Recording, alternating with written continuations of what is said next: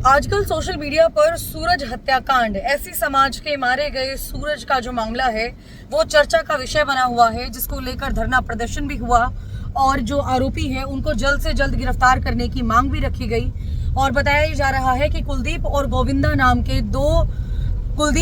और राहुल नाम के 3 आरोपी हैं, जिनके अंदर से राहुल और कुलदीप को पकड़ लिया गया है और गोविंदा जो है वो अभी तक फरार है। अब मामला कुछ ऐसे हुआ कि साल 2019 में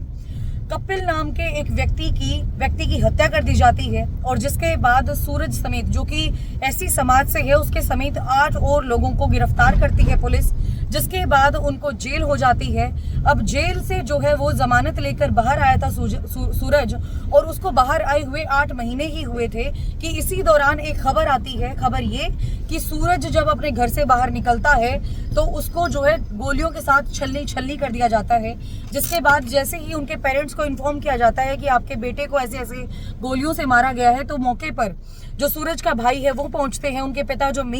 राइस मिल में काम करते हैं वो पहुंचते हैं, कुछ ग्रामीण लोग भी पहुंचते हैं, लेकिन पूरा का पूरा उसका जो शरीर था वो गोलियों से छलनी था तो बचा नहीं पाए। जिसके बाद ये मुद्दा बहुत ज्यादा सोशल मीडिया पर भड़क जाता है और भड़कने के बाद जो मृतक सूरज के परिवार वाले हैं वो लगातार ये डिमांड कर रहे थे कि जो भी आरोपी है कुलदीप, गोविंदा और राहुल, उसको सजा मिलनी चाहिए। और इसी दौरान एक धरना प्रदर्शन किया जाता है जिसने मारा है उनके परिवार की तरफ से, और उसी बीच एक रानी नाम की महिला आती है जो कुछ इस प्रकार से बयान अपने रखती है कि चमार समाज की जो महिलाएं हैं वो राजपूतों के नीचे ही रहती है। जिसके बाद पूरा चमार समाज भड़क जाता है, ऐसी समाज भड़क जाता है और धरना प्रदर्शन करना शुरू कर देता है कि उस महिला के खिलाफ भी कानूनी कार्यवाही की जानी चाहिए जिसने जाति सूचक शब्दों का इस्तेमाल किया और ऐसी समाज की जो महिलाएं थी उनको अपमानित किया। अब बात साल 2019 से एक पुरानी रंजिश से शुरू हुई थी, और इसके साथ ही आपकी जानकारी के लिए बता दूं कि जिस व्यक्ति को मारा गया था, कपिल नाम के व्यक्ति को, 2019 में उसका जो भाई था कुलदीप, वो पिछले 1 महीने से राहुल को अपने साथ अपने घर पर रख रहा था और साथ ही जो एक्टिविटी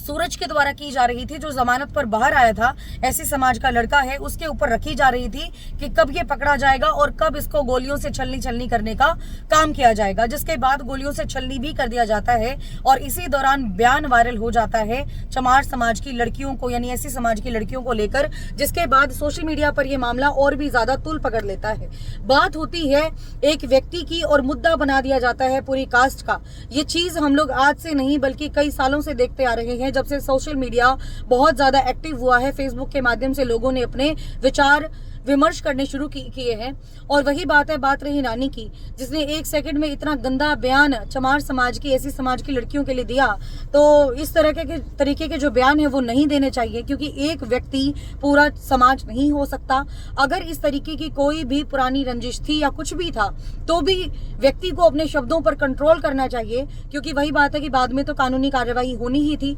जिसके बाद सोशल मीडिया पर यह खबर फैल जाती है, क्योंकि आपने एक वीडियो देखी होगी जिसके अंदर सोनिया तंवर जो एडवोकेट है वो आकर बोलती हैं कि किस प्रकार के लफ्जों का इस्तेमाल रानी के द्वारा किया गया, और रानी के द्वारा जिन शब्दों का इस्तेमाल किया गया, पूरा समाज जो है बहुत ज्यादा गुस्से में है, आक्रोश में है और जल्द से जल्द उसकी गिरफ्तारी होनी चाहिए। और जो एक एप्लीकेशन है वहां पर डीएसपी को भी पकड़ाई गई। अब की अगर बात करें तो जो सूरज के कातिल हैं गोविंदा, कुलदीप और राहुल, उसमें से कुलदीप और राहुल को तो पुलिस के द्वारा गिरफ्तार कर लिया गया है। पहले 1 दिन के रिमांड पर रखा गया, जिसके अंदर ये बात निकलकर सामने आई कि सूरज की रेकी पिछले 1 महीने से की जा रही थी। और अब की अगर बात करें तो गोविंदा बिल्कुल फरार है, अभी तक नहीं मिल पाया है, जिसके लिए कोर्ट से पुलिस ने, जो इन्वेस्टिगेशन ऑफिसर है, 6 दिन का रिमांड और डिमांड किया है कि 6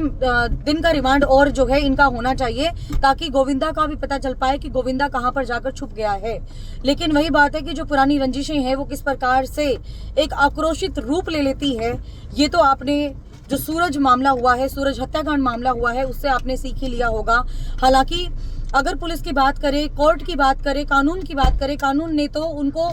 सजा दे दी थी कि उनको तो जेल में जाना ही पड़ेगा। उनकी कोई जमानत वगैरह भी नहीं हुई थी। 4 साल के बाद, लगभग ये लगा लीजिए कम से कम 5-6 साल के बाद उसको जमानत मिली थी, और जमानत पे जैसे ही वो बाहर आया उसको जो है मृत्यु के घाट उतार दिया गया। ये था सारा का सारा मामला जो सूरज से जुड़ा हुआ है। बाकी पूरा मामला सुनने के बाद आपका क्या मानना है ये आप जरूर बताइएगा। लेकिन सिर्फ और सिर्फ इतना ही कहूंगी कि किसी भी कास्ट को लेकर ना तो कभी किसी को अपना गलत बयान देना चाहिए और भावनाओं पर कंट्रोल करना चाहिए, क्योंकि कब आपके ऊपर वो भावनाएं उल्टी पड़ जाए वो तो आपने देख ही लिया होगा। रानी का एग्जाम्पल बहुत बड़ा हरियाणा के अंदर दिया जा रहा है। और अपने चैनल के माध्यम से मैं यही अपील करना चाहूंगी और यही गुजारिश है पुलिस से भी कि जल्द से जल्द जो भी आरोपी अभी रहता है गोविंदा, उसको भी जल्द से जल्द पकड़ा जाना चाहिए, पता लगाना चाहिए और उसको गिरफ्तार करके सलाखों के पीछे भेजना चाहिए। ठीक है, सूरज ने गलती की थी और गलती की सजा कोर्ट दे रहा था, लेकिन इंसान को अपने हाथ में कानून लेने का अधिकार दिया तो दिया किसने, और किस वजह से उन्होंने इस प्रकार से अपने हाथ में लेकर कानून उस बच्चे को मौत के घाट उतार दिया। ये भी लिटरली बहुत ज्यादा गलत बात थी, जिसको लेकर समाज के अंदर आक्रोश है और आक्रोश जो है आज सोशल मीडिया के माध्यम से दिखाई भी दे रहा है। बाकी पूरा का पूरा मामला सुनने के बाद आपका क्या मानना है आप जरूर बताइएगा। बने रहे हमारे पेज के साथ। मैं सौम्या माथुर आप सभी दर्शकों से लेती हूँ इजाजत। नमस्कार।